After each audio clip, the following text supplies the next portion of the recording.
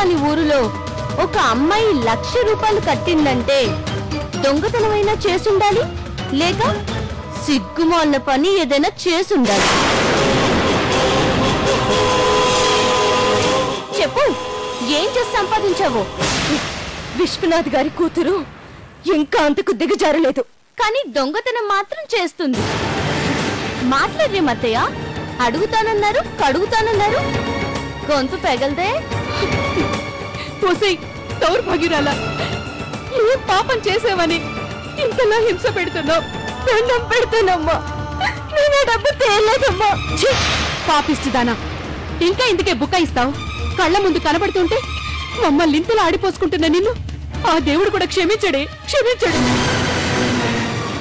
ఏయ్ కాకి, మర్యాదగా ఇల్లు వదిలి వెళ్ళిపో, లేదంటే తెలుసుగా ఇది జస్ట్ శాంపుల్.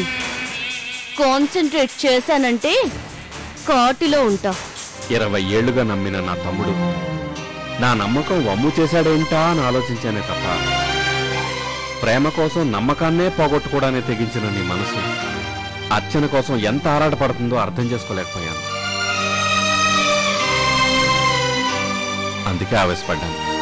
నువ్వే నన్ను క్షమించాలి. అనయ్య, ఏంటా మాటలు?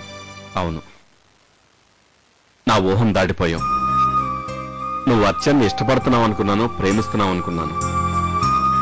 కానీ నువ్వు అర్చన కోసమే బతుకుతున్నావు. రేపే అర్చన వాళ్ళ ఇంటికి వెళ్తాం. తలుచుకుంటేనే గుండె ఆగిపోయినట్టు అనిపిస్తోంది. 1,00,000 రూపాయలు, అదే ఇంటి కోడలి డబ్బు దొంగిలించి ఎవరూ ఊరు పేరు తెలియని వాడి కోసం ఖర్చు చేసిందంటే ఇంతకంటే ఘోరం మరొకటి ఉంటుందా? అంబిక, అర్చన దురదృష్టవంతురాలి. మన నమ్మకాన్ని వమ్ము చేసి మనల్ని మోసం చేసి వెళ్ళిపోయి ఉండొచ్చు, కానీ మన బిడ్డ దొంగతనం చేస్తుందని ఎలా అనుకున్నావు? నువ్వేంటి, నీ అవతారం ఏంటి? అయినా ఇంట్లో ఉండాల్సిందాన్ని ఇలా వాకిట్లో నిలబడ్డావు. ఎంత నీరసంగా ఉన్నావో తెలుసా? ఏం మాట్లాడుతుంది? చెప్పుకునే అంత ఘనకార్యం ఏం చేయలేదు కదా. ఏంటి అర్చన చేసిన తప్పు? ఏంటా తప్పంటే మీ దృష్టిలో ఏంటో మరి? తెల్లవారితే పెళ్లివారు వస్తున్నారని తెలిసి స్వాతంత్రం కావాలని జెండా ఎత్తేస్తే తప్పు కాదా? అందుకే అనామకురాలై సంబంధాలు తెగిపోయి వాకిట్లో కుక్కలా నిలబడింది. విశ్వనాథ్ గారు, అర్చన ఊరుదులు ఎందుకు వెళ్లాల్సి వచ్చిందో నాకు తెలియదు. ఇప్పుడు తిరిగి వచ్చే పరాయిదాన్లా వాకిలి బయట ఎందుకు నుంచుందో కూడా నేను అడగను. కానీ అర్చన తిరిగి వచ్చింది.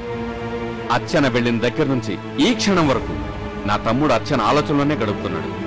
అందుకే మీతో మాట్లాడాలని వచ్చాను. మీరు ఒప్పుకుంటే ఇంకేం ఆలోచించకుండా ముహూర్తాలు పెట్టుకుందాం.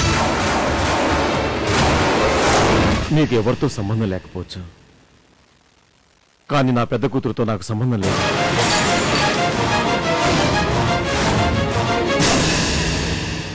ఈ సంబంధం మాకిష్టం లేదు. దయచేసి దాని బతుకుతో దాని పెళ్లితో మాకు సంబంధం పెట్టకండి.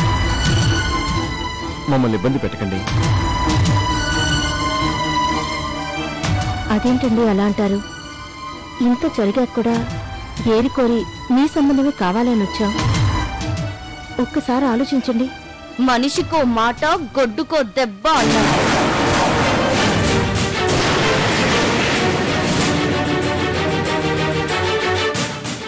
మీరు మనుషులని నమ్మి మాటలతో చెప్తున్నారు.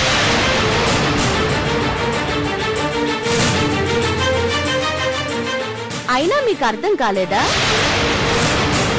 పనికి మాలిన వాళ్లతో, పరువు తీసిన వాళ్లతో సంబంధం లేదని నొక్కి చెప్తున్నా కూడా ఇంకా సిగ్గు లేకుండా ఎలా అడుగుతున్నారు?